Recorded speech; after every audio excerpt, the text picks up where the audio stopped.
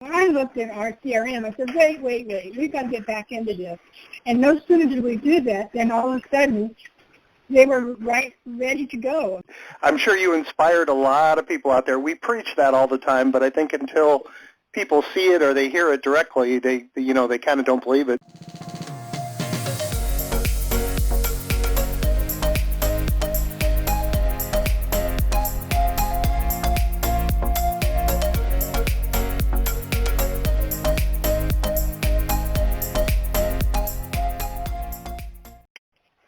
Welcome, phenomenal agents and investors nationwide. Today is Thursday, June 11th, 2020, and this is Mastermind call number 282.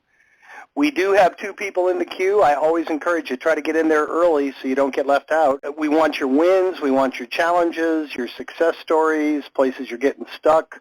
This is an open forum, and there's really nothing that's out of bounds here. So as long as you're polite and nice about it, we'd like to be able to help you. Just hit *6 and hit 1. First up this week is phone number ending in 6248. You're up first. I've been researching, and I can't seem to understand the difference between Pro Se and Pro Per, and I was hoping that you might clarify that for me. So Pro Se is when they're still known as the petitioner. So it's prior to the appointment of them being the official administrator. Pro Per, and just so everybody understands, when probate is initially filed, you submit the petition for probate. If you do not appoint an attorney, then you're considered pro se. Once the confirmation hearing is complete and the letters of testamentary are issued, then that becomes a Pro Per. And at that point, you're the administrator, or what we call generally the personal representative. So in either case, it means they do not have legal representation. Pro Se is before the appointment. Pro Per is after. That's great. Thank you. Next up is phone number ending in 8546. You're up next. Hi, guys. I'm doing a mail-out. I began sending letters already to historicals and as well as to new leads. And I'm just kind of curious as far as, a lot of times people don't open their mail, obviously, especially if they see it might be like a mass type of mailing type of thing. Do you think maybe a postcard where they have to actually, before they throw it away, they have to actually look at it to see if it's something they keep or not? Would that be more cost-effective and maybe more efficient to get them to get their eyes on your services? So that's the reason we use greeting card envelopes. So number 10, like standard business envelopes and postcards, have less than a 1% response rate in my business. And I always achieve about a 2% response rate if I use a greeting card envelope with like blue ink hand address with a live first class stamp. So postcards are certainly more affordable, but in every campaign I've ever done personally, they've been less effective. You don't have the curiosity piece of it looking like a greeting card from a family member or friend. That's what gets that mail opened. Okay, I guess that's the goal, is to get the eyeballs on it, or maybe look at it. And the postcard, maybe a lot of realtors send out postcards anyway, so they probably automatically just start throwing out the postcards, right. And they might just look at a greeting card and open it out of curiosity. Okay, that's cool. All right, with postcards, and then you've got lawn care companies. I mean, I get postcards just with current resident. They don't even know your name, so people get a ton of postcards. That's why the greeting card's more effective. I'm just going to agree with your initial comment. If it's a number 10 envelope with a label on it, it's probably going to get thrown right away. And that's one of the reasons we make our mail that we do for you look as different from that as possible. Tim's done a great job. It's even like a little bit messy in an angle. It really looks like somebody took a felt pen and scribbled an address on there, and it really looks like a wedding invitation or a birthday card. It doesn't look like most junk mail, so it does have a much higher open rate than than if it was just a regular envelope with a label on it. Absolutely, 100%. And just what I did is I had 100 historicals that I bought, and on 50 I used one letter, and then on the other 50 I used another letter, so that way I can maybe do an A/B test to see what letter might work for the future. Is that something that you also recommend? You just use the same letter for all 100, or is it get to split them up maybe, or? With marketing, always be testing. So I used to use, I don't know, up to probably I used a half a dozen different phone numbers. And the way I would track it is I would pull a unique phone number through CallFire for like $1.99. I would get a unique phone number for each letter, and they would just all be pointed to the same phone line. But having that, like, I could keep track of which number got how many inbound calls. So that really helped me track the effectiveness of each letter. Now, having done that for, I don't know, the better part of 2 years and tracked every single piece of mail, I ultimately decided to simplify the campaign because we didn't really have the tools that you have available to you now. I was managing it all manually. But don't ever be afraid to test. But, you know, for those of you if listening, if you're like, oh, my God, I'm sending the same letter over and over, with probate, you know, all the letters that you have available through our subscriber portal, they've all been proven. So they work. If you send the same letter 12 times, 12 months in a row, it's you know, when it gets there is usually most important. We don't give you any letters that aren't proven out to work. So it's you got to find your own balance. Like sometimes some people like a sequence, others like to just the simplicity of sending, you know, getting one letter and just sending it over and over and over and over. And we see consistent results using both methods. Okay, beautiful. But especially like as you get testimonials and things that are really unique to you, that's the, you know, things that you can layer in. Like letter 1 could be, you know, a general, here's everything we can do. Letter 2 might be a story of a past client, like a testimonial or a case study. Letter 3 could be something else. And so as you build experience, don't be afraid to test is my point. And the numbers, the company that I use to pull phone numbers and track everything, I did it through CallFire. And there's also CallRail. There's several out there, but I use CallFire, and I think it was $1.99 per month for the number, and then 5 cents per minute. If I knew a call was going to run really and what I would do is I didn't want to pay the 5 cents per minute beyond the initial phone call, so I would just make sure that they had my cell phone number when we spoke the first time. Okay, beautiful. All right, guys, thanks. All right, we have 3 more in the. Go ahead, somebody, Tim. Real quick, Bruce. It's Bruce. Yeah, before we move on, I want to kind of throw out, there are some of the subscribers that we have that are doing a lot of mail. For those of you who are doing historical leads and doing a couple of mailings, or you're doing 3 or 4 letters, letters are perfect. If you're doing a whole lot of mail, I personally haven't seen a big problem mixing in a postcard or 2, as long as you have a very specific not call to action, unique selling proposition that's like bold and kind of in their face, where they get your message within that 10 seconds that they're walking from the mailbox toward the trash can. But otherwise, I 100% agree with Chad and Jim that letters with that number 10 envelope are 100% the way to go. Beautiful. Okay. Yeah, good point. Good point, Bruce. I know we do have subscribers that'll do a year's worth of mail, and the first 3 or 4 will be letters, and then after that they'll go to postcards, because it is diminishing returns. But there also will be a lot of those people that won't take action till the 6th or 8th or 12th month. So yeah, good point. You know, they both work. It's just use them effectively and engage your results. Like he said, do tests. All right, well, we have 3 more in the queue. Next up is phone number ending in 4361. You're up next. This is Mr. Stupid Question again. How you doing, Tim? I'm doing okay. Listen, I'm making these phone calls. My biggest problem is I'll make a bunch of calls and I'll go away and I'll come back and I have trouble finding where I left off. Now, I am marking it now, so I can find that. But yesterday, I went into the new batch, and I noticed the first call I made said number 26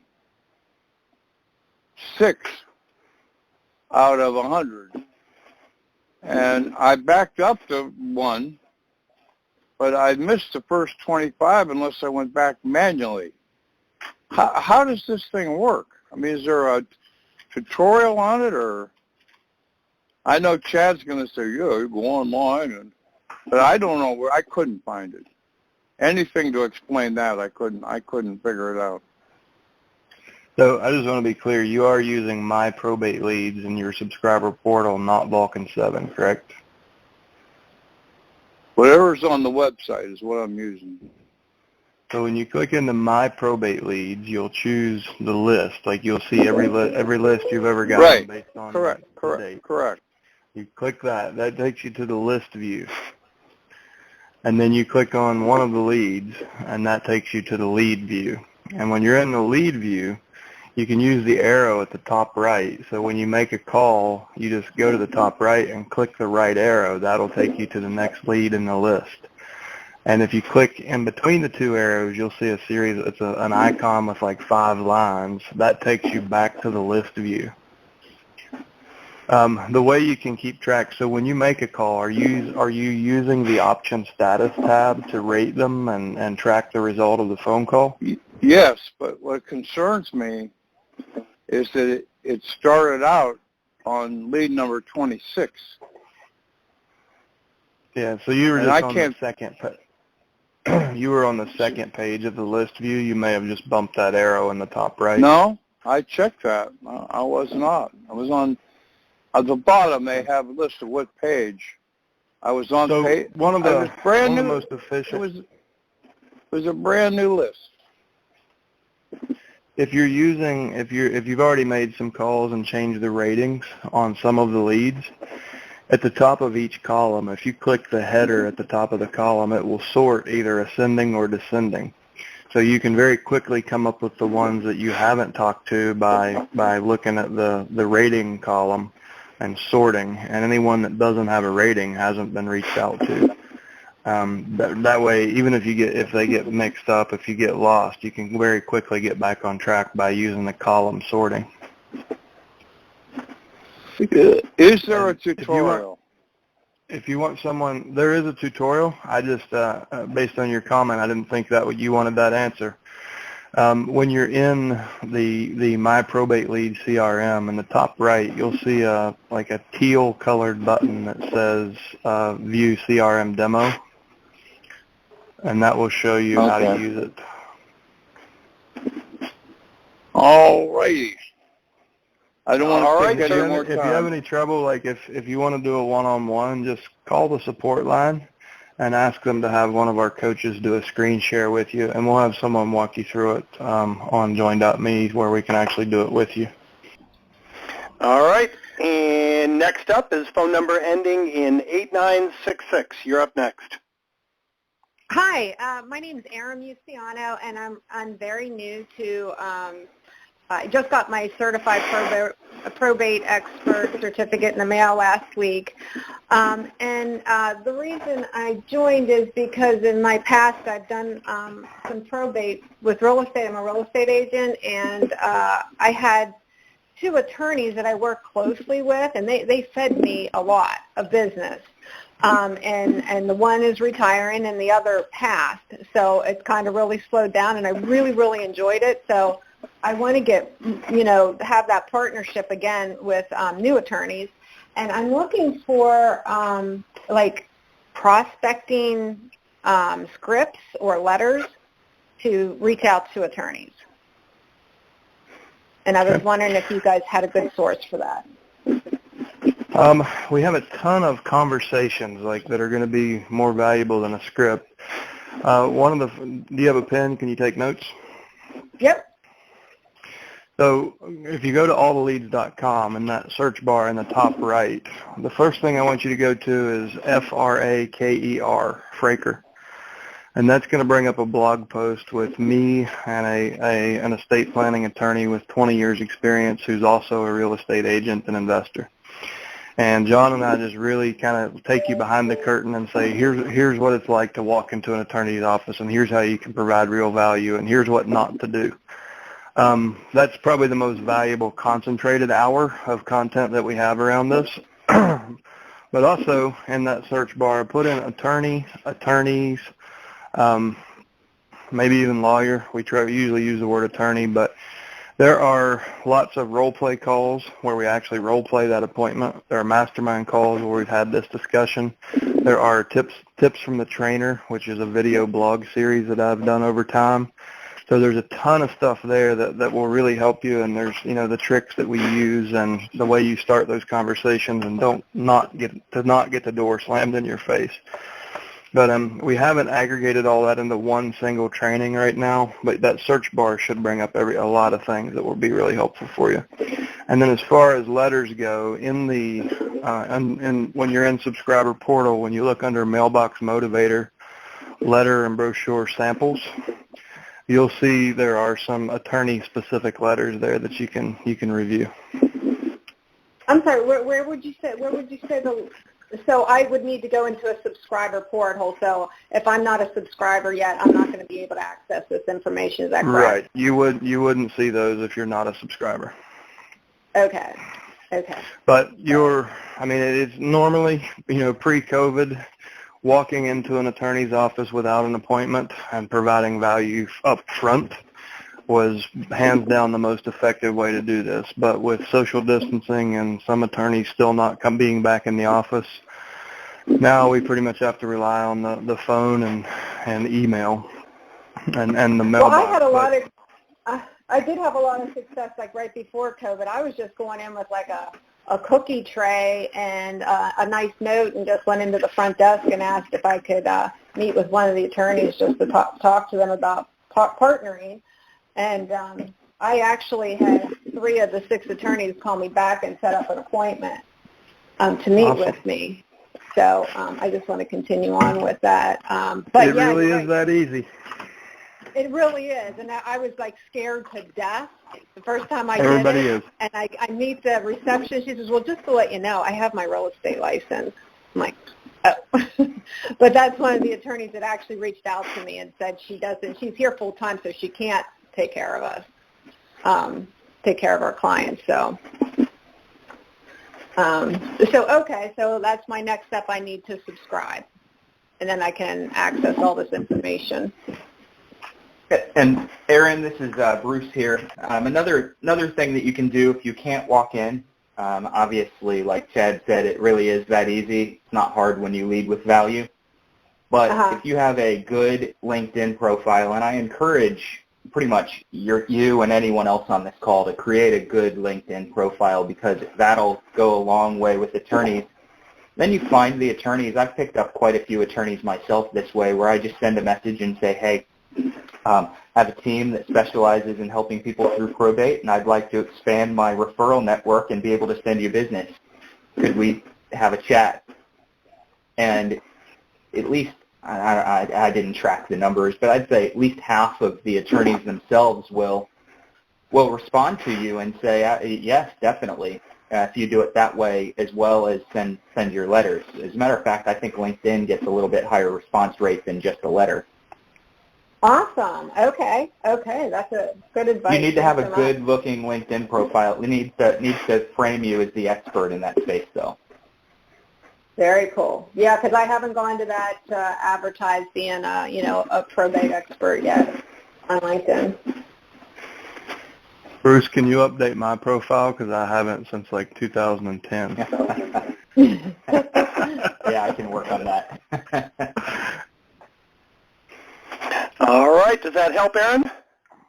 That helped us so much. Thank you so much. You're very welcome. Next up is phone number ending in 9655. You're up next. Hey, everyone. Thanks for having me. This is Carlos down in Miami. My question is about timing. In most cases, I know being there first is very important.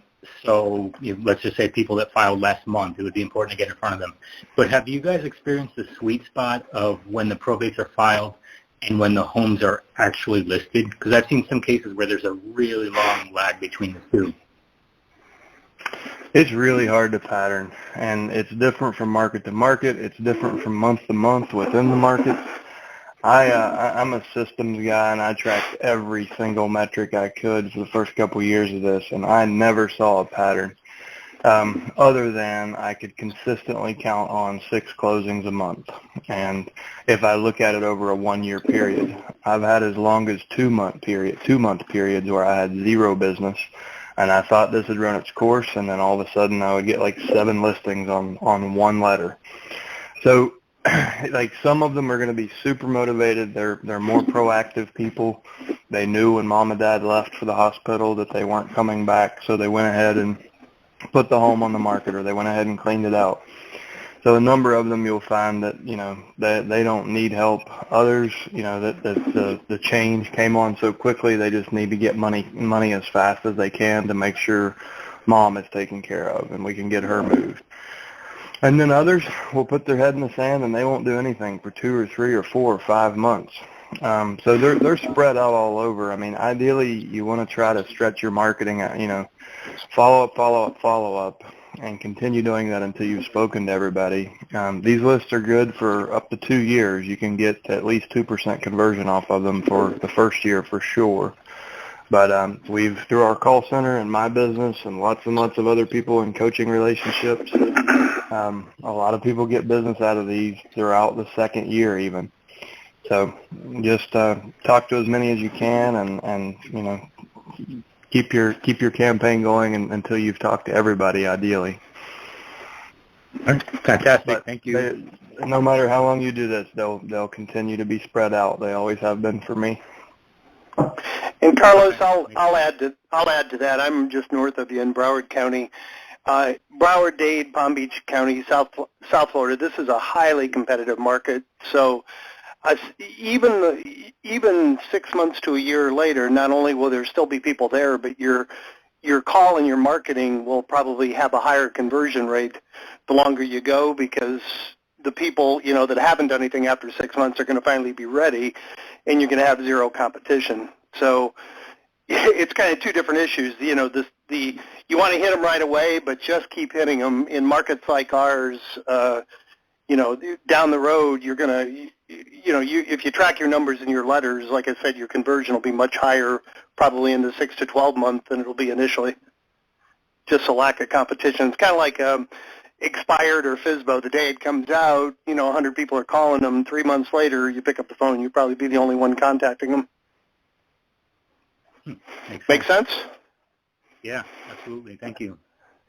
All right, thank you. All right, next up is phone number ending in 9382. You're up next. Hi, this is Missy. Can you guys hear me okay? Yes, ma'am. All right.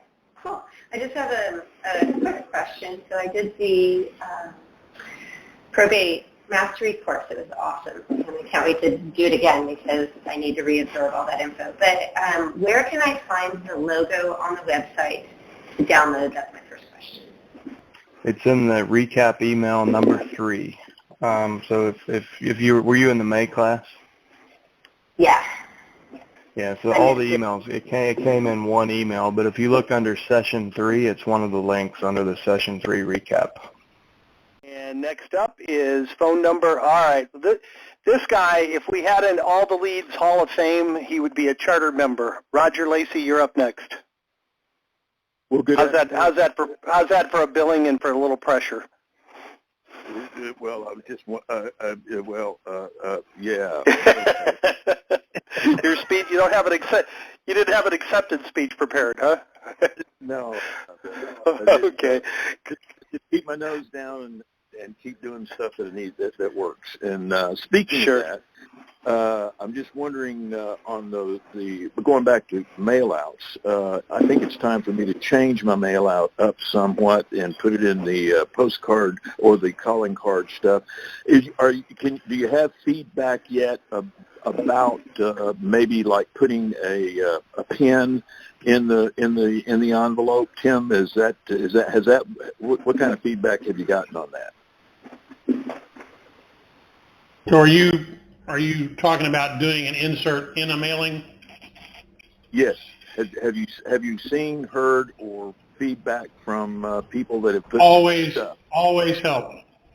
Always helps. I mean, we do that for a lot of folks. We insert pins. We insert a dollar bill fold up. We insert other things. Anything to give it volume inside the envelope increases the level of interest inside. I mean, if you think about it, it's why automobile dealers put those bogus keys in their mailings when they send them out to people to get them to come into the dealership. Those keys are all the same, but they put them in there to, get your attention so it looks bigger and you want to open it. So yes, not only that, but we also will personalize the pins for you. We can order them for you, personalized, and all the stuff that goes with that. So whenever you're ready to do it, just let us know. Yeah, I'll give you a call. I think I'm ready to change it up. Use these letters for the last couple of years, and I need to change it up and test something different on that. Other than that, I'm having a real good response rate, and continue to call 6 months, 9 months back, and continuing to search. You guys are doing a great job with everybody, including the investors that are out here and in the system. And I really appreciate all of the support that you've given us. Thank you. Rodger, before you go, we only have one other person in the queue, so we may as well pick your brain just a little bit if you don't mind. We always, our sales team brags about the number of leads you get and the results you get with them. And what are you getting, 15, 20, 25 leads a month, something like that? You're in a rural area, right? Yeah, that's about right. And 20, yeah. Big months or 30. Yeah. And one thing you do incredibly well, and maybe just share a little bit, is you use everybody you encounter in the probate deal, in the process, and add them to your sphere of influence and just treat them almost like a past customer and continue to prospect them, long after the deal is closed, right? Absolutely. I have another coaching system and a different system that I have for particular mail-outs. And in fact, the 4th of July is coming up, and for my sphere of influence, and many of those I've added from the probate list. And I circulate and hand carry an American flag for the 4th of July and hand deliver them, just keeping contact with my sphere. And then along about November, I hand deliver pumpkin bread to each one of them. So I make sure that I'm in front of them at least twice a year, and staying in front, see how the kids are doing, see what's going on with the family, and I get referrals off of that all the time. Yeah, I think last time we spoke to you, you had mentioned that you probably get as much business from the ancillary contacts you make as you do from the probate itself. And Bruce, you had a question? No, I didn't. Oh, somebody started to say something. I thought that was you. Well, the other side of that is whenever I get a probate house in a subdivision, is one of the first things that I do is I'll knock on doors around the house in the subdivision and let them know that the house is for sale if they have a family member that they want to move into the subdivision close or something along those lines. And quite frequently I'll get a double end on the probate house. Right. Great job, my friend. Chad, any questions for Rodger now that we got him? We only have one other person in the queue. I don't have a question. I just would like him to share his award-winning pumpkin bread recipe so that other people can bake pumpkin bread and use that technique. Well, my wife basically has her sister over, and last year I think we distributed a mix of lemon, blueberry, pumpkin bread, and what was the other one, hon? We about three different loaves. They're in there in the kitchen, pumping stuff out. As soon as I get a box, I'm out delivering pumpkin bread. Come back. So it takes me usually about 3 or 4 days to get it all out before Thanksgiving, and everybody just really enjoys it. So I'll twist her arm and see if I can't get those recipes for you. No. Yeah. I heard her say. Did I hear her say no in the background there? Yes, that's what you heard. I love it. Okay. All right, Rodger. Well, thank you so much, man. We appreciate you. We haven't heard from you in a while. It's always great to hear from you, and Thanks for being with you've been with us, what, 5 years now? Sir. It seems like, yeah, at least 5 years, and we really appreciate your continued participation. So, thanks for sharing. God bless y'all. Thank you very much for your help. All right, same to you, sir. All right, next up is phone number ending in 5888. Hello, this is Deanna. You're up next. I just wanted to talk about how well things have been going. We have 4 occurring in the next 2 weeks. You have 4 closings occurring? Is that what you said? Yes, that's correct. I have 4 closings occurring in the next 4 weeks, 2 on Monday. On Monday, 1 is a probate and 1 is a Wells Fargo foreclosure. Then we have a second probate happening a week later. And then lastly, we have a very expensive rental, which is $4,200, which is almost like a transaction. The probates were from letters, and the REO, of course, is because we're a Wells Fargo, agent and have been since 2005. But the exciting news is, what I want to talk about, is how the probates, we have 4 probates, 2 of which we've already listed, which I mentioned. We have 2 that are going to be listed with us shortly after they finish cleaning up their house. But all of them are from 2 years ago. And we've been sending letters for 2 years, and they didn't respond. And then when they were ready, they called us. Don't give up hope, because even though they may be in your CRM for quite a while, they're still good. At least they have been for us.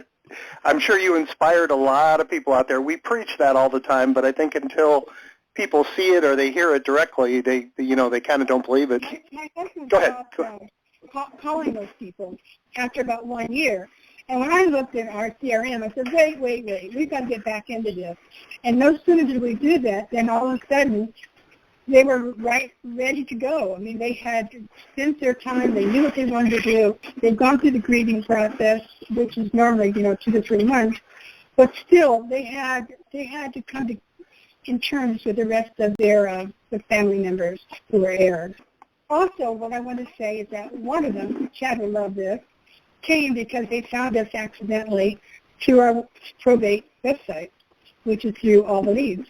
Congrats. I mean, thanks for sharing. And we just talked about this not a few callers ago. I mean, there are come list me calls at least out to the 2-year mark. There always has been for me. So I'm glad you're finding that in your market too. We send 1 letter a month, and then we call probably once on a regular basis. In fact, one just called us the other day and said, we've got a problem because we have who's living in the house until she passes away, and then the house will revert back to us. Would you mind going over and seeing if she's okay? Because I just got notice from the courts that she's not mowing the grass. We went over there.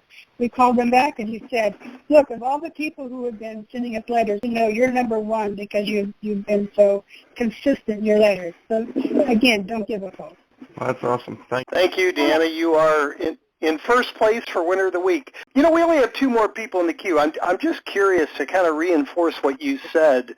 The people that have taken 2 years, what kind of reasons were there? Is it emotional? Is there logistics? Is it family squabbles? Or is it a little of the above? What made them wait so long? All of the above. They just haven't been willing to do anything, and then a couple of them are out of state, so it makes it more difficult for us back here. But we do offer. We have a complete service. We have a handyman. We have a construction man. We really put that out also. If you do need this, we're here for you. That's great. Well, thank you so much. I guarantee you there are more than one person on this call that you inspired to just hang in there long enough to, start reaping the rewards of all the effort they put in. We really appreciate it. And I hope so, because, we're getting 6 different probates just this month, because of all the past clients. Okay? Thank you so much for sharing. We really appreciate it. Next and last for now is gone. They just hung up. Oh, there you are. Okay, you're not showing up. Yes, ma'am. Go ahead. Oh, well, anyway, I'm Sue Stein. I just joined yesterday. Okay. So, welcome. Thank you. Well, I felt privileged to get on this call right away. There's a lot of information for probate. Can you just give me some suggestions so I don't act like the guy in Up or Squirrel. Like, there's just so many places you can start going, just kind of to be more systematic so that you just move forward. I don't want to be analysis, by paralysis by analysis. I want to get out there, but I want to make sure that I have some sort of a foundation. Sure. So we have, obviously learned building this in our own businesses and helping many others. We've learned to do the right things in the right order. So the best first thing you can do is watch the Probate Fast Track videos. And so when you first log into Subscriber Portal, you'll see those will pop up. And it's about 40 minutes. It's 3 different videos. Next, you want to make sure that you get your onboarding call scheduled. You'll have a calendar link to get on Tom's calendar. He'll call and make sure that you understand everything and like what your next steps are based on how far you've gotten. And then beyond that, once you've kind of put into action what you guys discussed, then you'll have your first coaching call, your implementation call. And that will be a 30-minute coaching call where you can, lay out your whole plan and strategy and get to work on that. And then beyond that, every 30 days, we'll give you a call with a professional coach, your accountability coaching call. So the system is really designed to get you what you're looking for and keep you on track without having the squirrel syndrome. So start with Fast Track, and I did get your movie reference, by the way. That's a funny movie. But start with the Fast Track videos and make sure you get your onboarding call scheduled as soon as possible, and it'll all start to be clear which steps to take in which order. Oh, excellent. Thank you. All right, welcome. No, you've been with us a full, day now? No deals yet? I know. I'm slacking. Next up is phone number ending in 3861. You're up next. Hey guys, this is Wayne in Texas. You had a little time, figured I'd call in. I wanted to thank Bruce for my first coaching call yesterday and wanted to make sure you got my email, Bruce, with the letters that I was sending out. I got it. They were good, really good. Oh, excellent. Okay, good. Well, I was wondering if I needed to change that up with the conversation earlier on the letter. As I told you yesterday, I seem to get most of my results from the phone calls and not so much with the letters. So I was wondering if I could do anything different or better on there.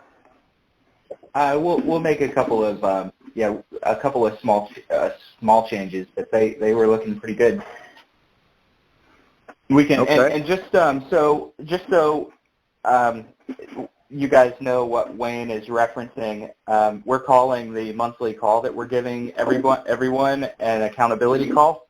A lot of times that accountability could go a couple of different ways. Some of you are doing a lot of the right things and just need some adjustment. So we might end up adjusting some of your letter content, your calls to action, your selling propositions, might adjust some scripting, and it could be accountability all the way. So Wayne and I had a good call yesterday where we kind of dove into his letters a little bit, and we're making a couple of adjustments there.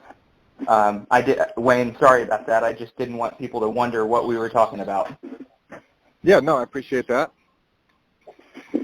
And, I've been a subscriber for 2.5 years, and I'm still I have my client care coordinator doing an analysis, and I'm getting more and more success as I'm getting more and more comfortable on the phones, and really appreciate all of your mastermind and role play calls and everything you guys do. It really helps to continue to sharpen the saw, and I think I've just eclipsed the 6-figure mark in income now. I think I don't have the total numbers of transactions, but Rodger was saying earlier, or you were commenting, Jim, earlier on Rodger, some of the deals, going the wrong way. I'm on my way to an appointment right now, as a matter of fact. Some of my, you end up getting, 2 transactions, with some of the clients, and, you never know. I anticipate a lot more success going forward as I continue to follow up and keep these people in my database, and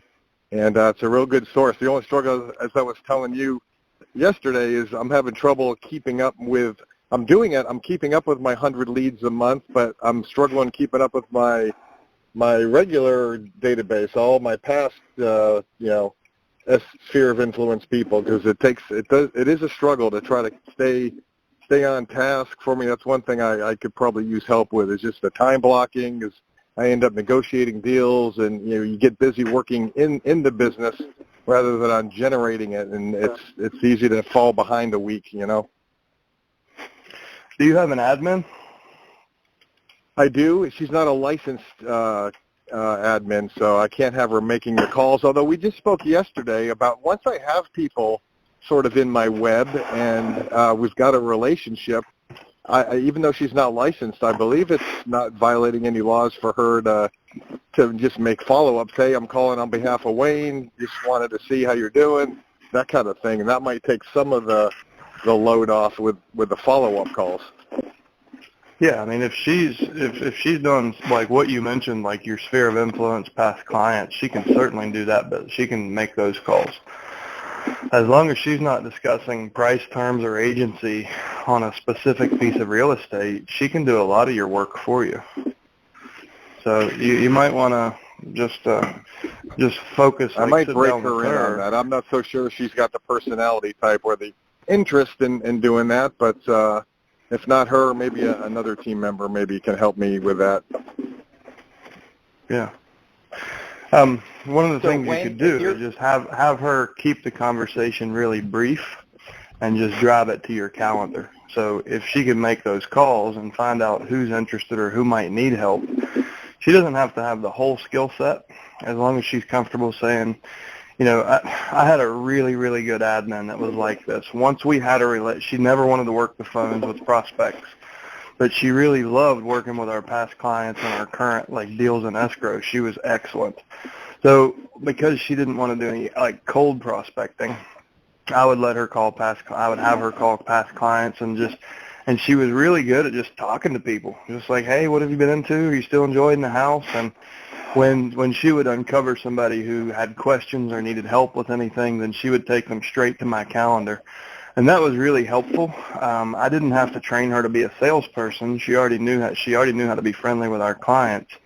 And that was when she had spare time. I'm like, if you ever find yourself with nothing to do, which was rare, but when you find time in your schedule, just go to our past clients and call through and get them on my calendar.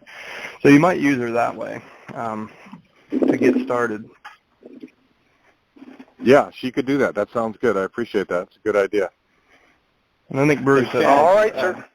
Yeah, Chad took some of the words right out of my mouth, that she could really call and very briefly just say that Wayne wanted to chat with you. He had to step into an appointment that asked me to give you a call and see if you had time for a chat sometime soon. But the other thing that I was going to recommend, if you're struggling to keep up with your sphere of influence calls, or any for that matter, once I personally got to that point in my career, my business, I just started driving everybody to larger group events, which obviously right now is not the best time to be getting in front of people and breathing all over them. But Zoom calls. Zoom calls, yeah, you could do Zoom calls, and even if they're small group and things like that, but driving people to more group events where you can touch multiple people in the same amount of time that you would have in doing a one-on-one really worked for me. And those invites, I got more business from the people that didn't show up than I got from the people that did come, because they'd feel bad that they weren't coming to my event. And I didn't make them feel bad, but they'd call and say, I can't make it. But that reminds me, I have a referral for you.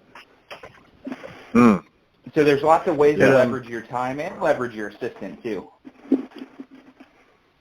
It may also be time to hire a team of bakers, and maybe Rodger Lecy can get you a pumpkin roll recipe. You can just be delivering pumpkin rolls 24/7. All right. Thank you. All right, guys. Excellent. We have one last person in the queue, so perfect timing. Last up is phone number ending in 2729. You're up last. Hey, guys. This is Bill Janiga from Michigan. How are you? Great, Bill. How about you? Wonderful. 3 quick items. The gentleman that was making the reference about the bread and things, I give out maybe 6 or 7 specific loaves of bread and baked goods to clients that I know are gluten-free. I have a personal baker that I'm friends with, and she makes gluten-free bakery on the side. And that's just gone over so well because there's not that much of that material available in our neighborhood. So that was one. Yeah. You guys thought I was kidding. So it's time to put bakers on your team, guys. Oh, no, that works out real well. And the one thing I encouraged her to do was to brand her saran wrap. So she now has a round sticker with a little photo of a lady and an oven. So that's gone over exceptionally well. And the other thing, two other quick items, whoever came up with the comment about asking the prospective client if there's one thing I could take off your plate, what would it be? That's my number one item that I always try to remember to use now. And that has gone over so well. And I find it very, very useful. So whoever created it, thank you very much. That was mine. It's my way to use a positive statement to bring up negative emotions. Oh, it does. And a woman the other day, she was a little smart ass, and she says, well, exactly what can you do? I said, we have a team of people who do just about anything. We can get your locks changed. We can get your house cleaned out. I can refer you to a financial advisor. I can refer you to my real estate attorney. I said, we can get the house painted, whatever you need. I said, we're jack of all trades. And then she said, well, what about business? I said, we get you business evaluation if you want. And then she calmed down and said, oh, that's interesting. So, yeah, that is just a terrific lead-in for other things. So I greatly appreciate that. And the one last item that I do, and I don't know if anybody's mentioned it or not, but I just had one come up yesterday. In Michigan, because I do purchase the properties as well as rehab them or list them, that if we have one that's in probate in Michigan, we have to have a document that's entitled Certificate of Trust, verifying that the trust has been created, it's been reviewed, and it's been done within 6 months of closing. So what I started in the last couple of months is I never let the client get that certificate for me. I always ask that I can personally pick it up for the reason that it may get lost in the mail. Then that becomes a segue into either an elder care attorney or a family law attorney, probate attorney, whatever they specialize in, to drop off any of my marketing material, business cards. And that works out really well. Yeah, that's brilliant. Yeah, blame the inefficiency of the post office. You're going to do a better job delivering it, and then you've got yourself an appointment right there to meet with them face to face. Great idea. Even if it's a paralegal, they're really good about it. And like, well, wanted to save the time and postage. She goes, well, you came way out here with a half-hour ride. She goes, I don't mind. I said, I'm here to service the client. I want to make sure that we have this in time for closing. And then I was, well, by the way, let me just leave you some of my marketing material so that you know what I do and how I do it. And that goes over well. And I've had feedback on it. Great ideas, sir. We appreciate it. Thank you. Thanks, guys. Have a nice weekend. Thanks, Bill. You too. Bye. Boy, what a great call. And we're ending right on the hour. We'll let you all get back to work. We have 2 good contestants for Winner of the Week. We'll get back and let you know. I want to end this meeting like I always do. I want to thank each and every one of you for being here. I want to particularly thank those that actively participated. And I want to challenge everybody. You heard some good techniques, some stories, some good ideas on this call. Take one thing that inspired you, go out and put it into practice, and please come back next Thursday and share the results with the group. Make it a great week, guys. Stay productive, stay healthy, and we will talk to you same time next Thursday. Take care.